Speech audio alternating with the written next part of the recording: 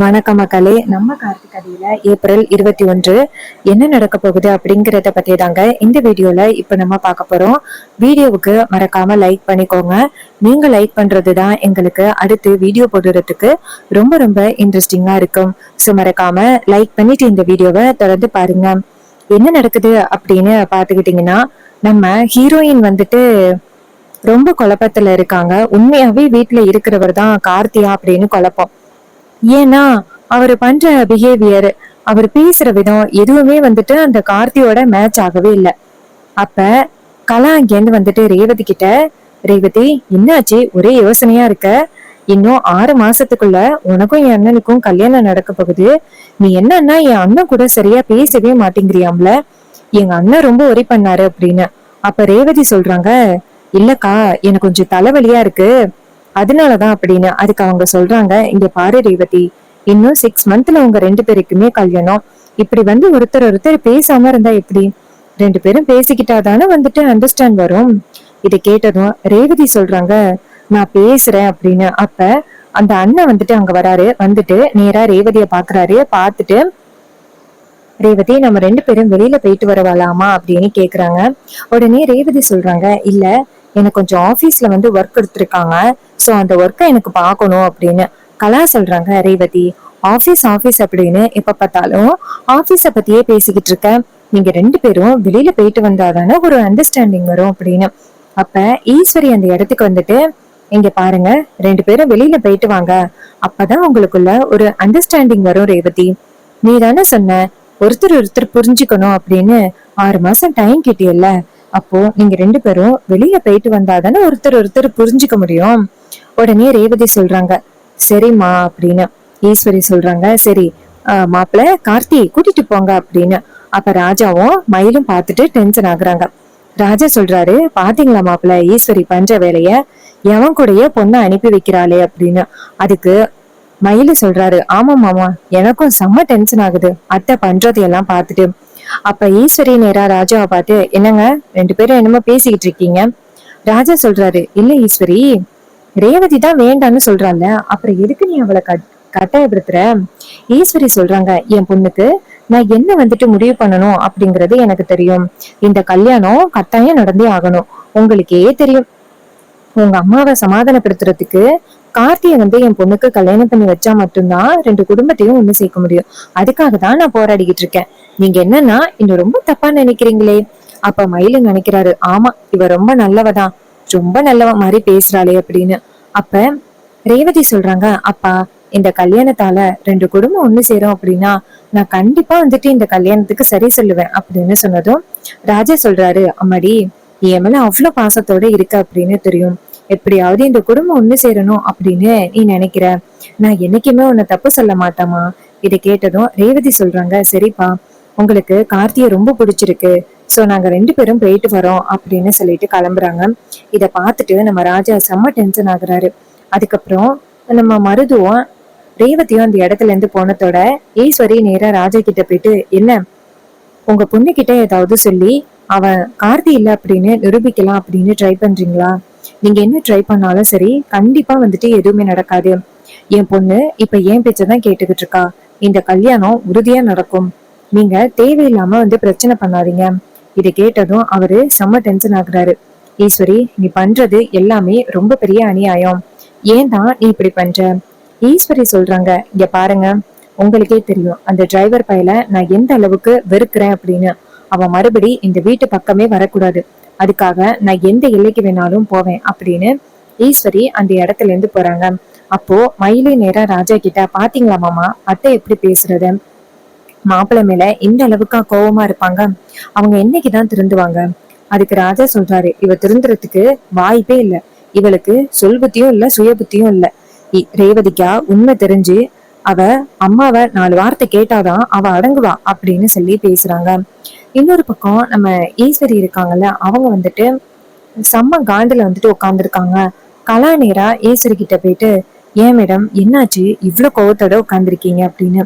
ஈஸ்வரி சொல்றாங்க, பாத்தியா என் புருஷனை எனக்கு சப்போர்ட் பண்றதை விட்டுட்டு தேவையில்லாம யாராருக்கோ சப்போர்ட் பண்ணிக்கிட்டு இருக்காரு. அந்த டிரைவர் பயலால இந்த குடும்பத்துல நிறைய பிரச்சனை நடந்திருக்கு, அவனாலதான் இந்த பிரச்சனை நடந்திருக்கு அப்படின்னு அவன் மேல கோவப்படாம அவனுக்கு இன்னுமே சப்போர்ட் பண்ணி பேசிக்கிட்டு இருக்காங்க. அவங்க தங்கச்சி பையன் அப்படிங்கறதுக்காக இப்படியா சப்போர்ட் பண்றது அப்படின்னு பேசுறாங்க. அதுக்கு வில்லி சொல்றாங்க, இங்க பாருங்க மேடம், என்ன பொறுத்த வரைக்கும் உங்க மேல எந்த தப்புமே இல்ல. நீங்க நல்ல முடிவுதான் எடுத்திருக்கீங்க. எங்க அண்ணனும் ரேவதிய கல்யாணம் பண்ணிக்கிறேன்னு சொல்லிட்டான். 2 பேரும் வெளியில போயிருக்காங்க. கண்டிப்பா வந்துட்டு ஒருத்தர் புரிஞ்சுக்கிட்டு சீக்கிரம் இந்த கல்யாணத்துக்கு சரின்னு சொல்லுவாங்க. 6 மாசம்லாம் வெயிட் பண்ண வேண்டிய அவசியமும் இல்ல. இதை கேட்டதும் ஈஸ்வரி சொல்றாங்க, இந்த கல்யாணம் மட்டும் சீக்கிரமா முடிஞ்சிட்டா போதும். அந்த டிரைவர் பையன் மறுபடியும் இந்த வீட்டுக்குள்ள வரதுக்கான ஒரு வாய்ப்பே இருக்காது அப்படின்னு. அதுக்கு ஈஸ்வரி சொல்றாங்க, ஆமா அப்படின்னு 2 பேருமே பேசிக்கிட்டு இருக்காங்க. அதுக்கப்புறமா ரேவதியை காமிக்கிறாங்க. ரேவதியும் மருதும் சேர்ந்து கோயிலுக்கு போறாங்க. அந்த கோவில்ல வந்துட்டு எல்லாருமே நம்ம ரேவதியை பாக்குறாங்க. பார்த்துட்டு இந்த பொண்ணுக்கும் கார்த்திக்கும் தானே கல்யாணம் ஆகினுச்சு, இந்த பொண்ணு என்ன வேற யாரு கூடயோ வந்துகிட்டு இருக்காங்க, கார்த்தி எங்க அப்படின்ட்டு நேரா ரேவதி கிட்ட போயிட்டு, மேடம் என்ன நீங்க மட்டும் வரீங்க, வேற யாரையோ கூட்டிட்டு வந்திருக்கீங்க, இவர் யார் அப்படின்னு கேக்குறாங்க. இதை கேட்டதும் ரேவதி சொல்றாங்க, உங்களுக்கு வந்துட்டு இவங்க யாருன்னு தெரியலையா, இவர் தான் கார்த்தி அப்படின்னு சொல்றாங்க. இதை கேட்டதும் அவரு சிரிக்கிறாரு, என்னம்மா எங்களுக்கு கார்த்தி தம்பியை தெரியாதா, யாரோ ஒருத்தரை கூட்டிட்டு வந்துட்டு ஏன் அவரை கார்த்தின்னு சொல்றீங்க, என்னம்மா எங்களை கிண்டல் பண்றீங்களா அப்படின்னு கேக்குறாங்க.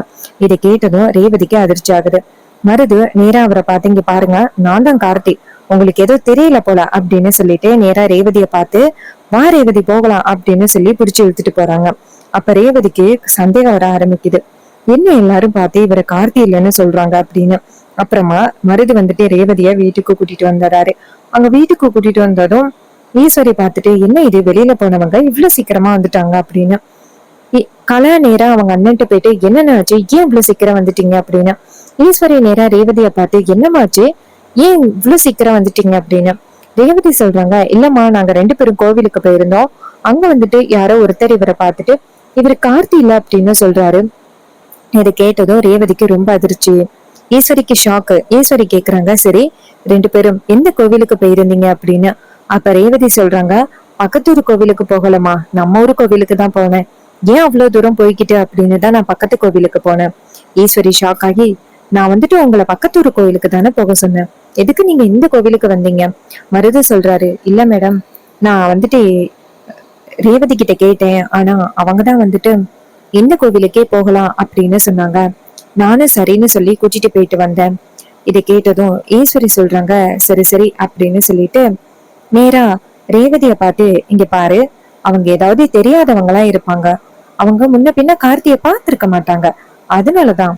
ரேவதி சொல்றாங்க, அம்மா இந்த ஊர்ல கார்த்திய பார்க்காதவங்க யாருமே கிடையாது, எல்லாருக்குமே கார்த்திய தெரியும். ஆனா இவரை பார்த்துட்டு கார்த்தியா அப்படின்னு கேக்குறாங்க, எனக்கு என்னமோ சந்தேகமா இருக்குமா அப்படின்னு. இதை கேட்டதும் ஈஸ்வரி ஷாக் ஆகி, ரேவதி அவங்கெல்லாம் அப்படி சொல்றாங்க அப்படிங்கறதுக்காக நீ வந்து மாப்பிள்ளை மேல சந்தேகப்படுவியா, இங்க பாரு, மாப்பிள்ளை ரொம்ப நம்பிக்கையானவரு, அவரு மேல எல்லாம் இப்படி சந்தேகப்படக்கூடாது. அப்ப மருது சொல்றாரு, ஆமா ரேவதி, நான் தான் கார்த்தி, அவங்க அப்படி சொல்றதுக்காக நீ என் மேல சந்தேகப்படலாமா அப்படின்னு கேக்குறாங்க. உடனே ரேவதியும் சரி சாரி அப்படின்னு சொல்றாங்க. அப்ப மயிலி இத பார்த்துட்டு, சூப்பர், ரேவதிக்கு வந்துட்டு சந்தேகம் வர ஆரம்பிச்சிருச்சு.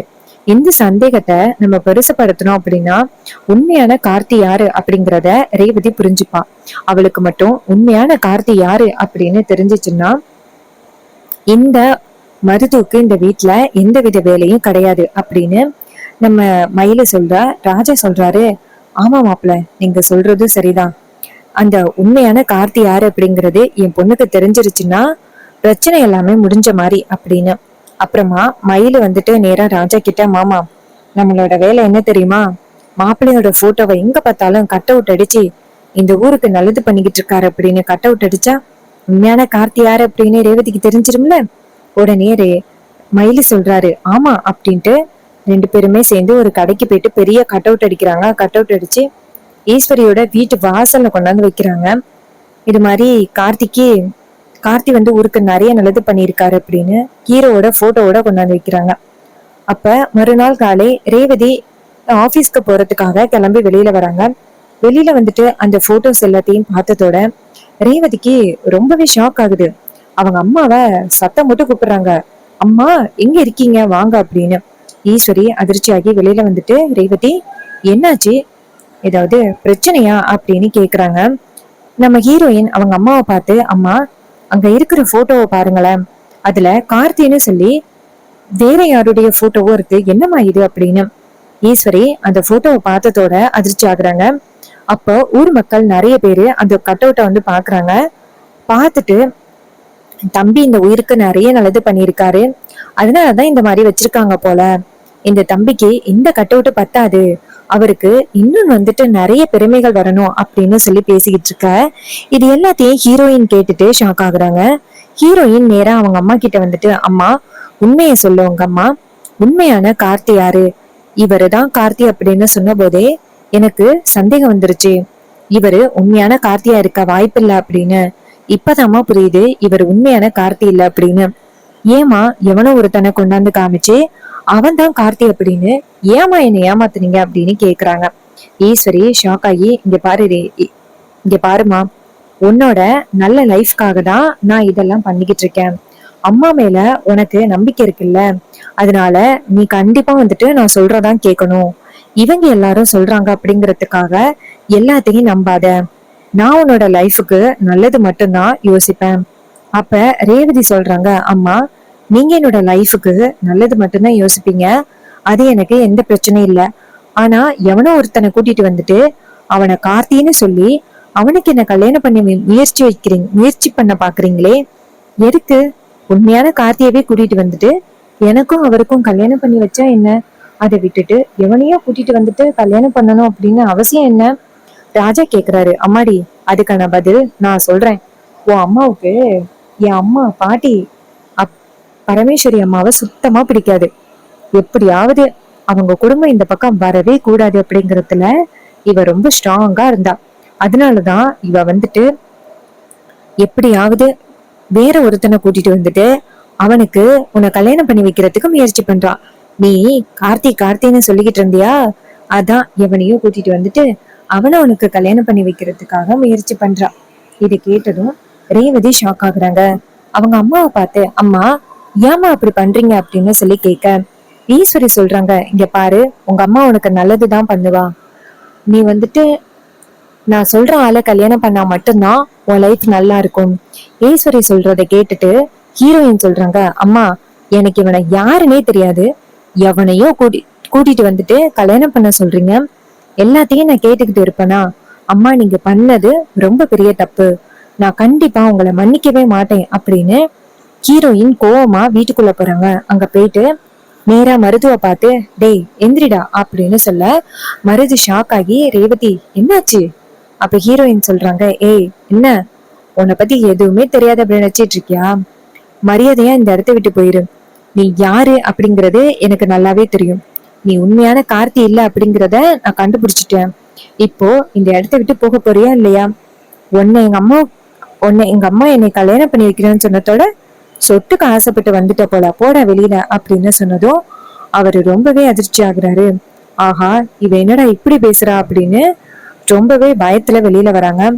கலாவும் வெளியில வராங்க. சோ இந்த கதை உங்களுக்கு பிடிச்சிருந்துச்சுன்னா இந்த வீடியோவுக்கு மறக்காம லைக் பண்ணிக்கோங்க. நீங்க லைக் பண்றதுதான் எங்களுக்கு அடுத்து வீடியோ போடுறதுக்கு ரொம்ப ரொம்ப இன்ட்ரெஸ்டிங்கா இருக்கும். ஸோ மறக்காம லைக் பண்ணிட்டு இந்த வீடியோவை தொடர்ந்து பாருங்க.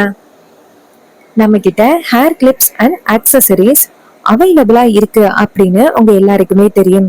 இந்த ஹேர் கிளிப்ஸ் அண்ட் ஆக்சசரிஸ் ரொம்பவே அஃபோர்டபுள் ரேட்ல உங்களுக்கு கிடைக்கும். ஸோ இது வந்து ஒரு கிளியரன்ஸ் சேல். இந்த கிளியரன்ஸ் சேல்ல உங்களுக்கு ஜஸ்ட் 5 ரூபீஸ்லேருந்து 10 ரூபீஸ் வரைக்கும் இந்த ஆஃபர் உங்களுக்கு அவைலபிளா இருக்கும். இந்த ஆஃபரை நீங்க பயன்படுத்திக்கணும் அப்படின்னா கமெண்ட்ல வந்துட்டு ஹாய் அப்படின்னு மெசேஜ் பண்ணி சீக்கிரம் ஆர்டர் பிளேஸ் பண்ணுங்க. நம்ம ஹீரோ எப்படி வந்துட்டு ரேவதிக்கு பழைய ஞாபகங்களை வரவேற்க போறாரு, இதுதான் அப்கமிங் எபிசோடுல நடக்க போற ட்விஸ்ட் அண்ட் டர்ன்ஸ் எல்லாமே.